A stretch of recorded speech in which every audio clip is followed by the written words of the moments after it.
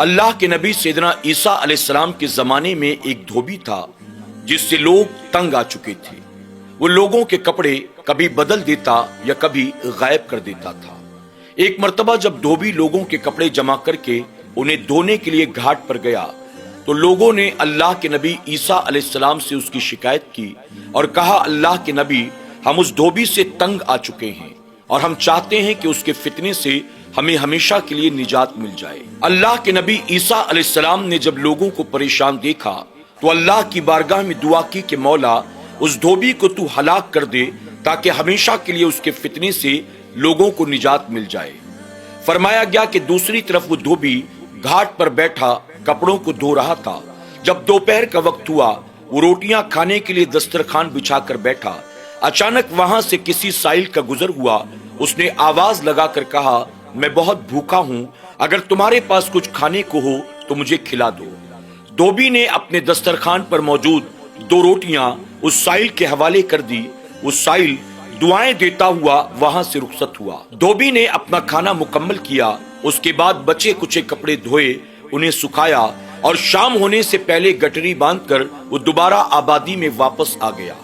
جب بستی کے لوگوں نے دھوبی کو زندہ اور صحیح سلامت دیکھا تو عیسیٰ علیہ السلام کی بارگاہ میں حاضر ہوئے اور عرض کرنے لگے، اے اللہ کے نبی، آپ نے جس کے حق میں ہلاکت کی دعا کی تھی وہ ابھی بھی زندہ اور صحیح سلامت ہے۔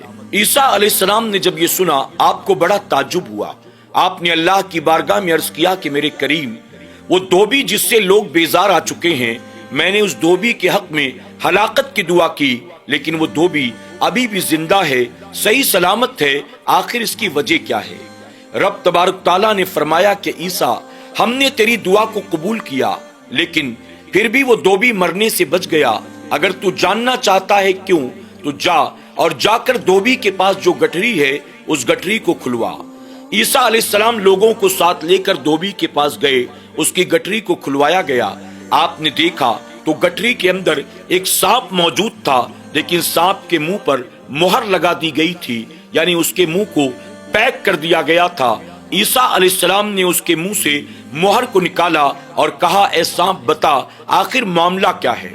سانپ نے کہا، اللہ کے نبی، جب آپ نے دھوبی کے حق میں ہلاکت کی دعا کی، اللہ تعالیٰ نے مجھے فوراً روانہ کیا اور حکم دیا کہ جا کر اس دھوبی کو ڈس لے تاکہ وہ مر جائے۔ میں اپنے کام کے لیے چلا، لیکن عنقریب تھا کہ میں دھوبی کو ڈستا۔ دھوبی نے اپنے دسترخوان سے 2 روٹیاں اٹھائی اور اللہ کے نام پر ایک فقیر کو کھلا دی۔ اللہ تبارک تعالیٰ نے اس صدقے کے عوض ایک فرشتے کو بھیجا۔ اس فرشتے نے فوراً میرے منہ پر ایک مہر لگا دی، یعنی تالا لگا دیا، اور میں پھر دھوبی کو ڈس نہ سکا، اور اس طرح سے دھوبی مرنے سے بچ گیا۔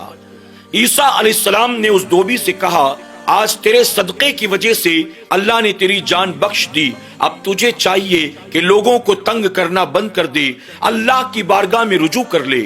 ناظرین اکرام، آج کی اس کہانی سے ہمیں یہ سبق ملتا ہے کہ صدقہ واقعی بہت طاقتور چیز ہے۔ اگر کوئی بندہ اللہ کی رضا کے لیے اللہ کی راہ میں صدقہ کرتا ہے تو صدقے کی بنیاد اللہ اسے بڑی بڑی آفتوں بلاؤں سے محفوظ فرماتا ہے، اسے بڑی بڑی بیماریوں سے، یہاں تک فرمایا گیا کہ صدقے کی وجہ سے اللہ بری موت کو ٹال دیتا ہے۔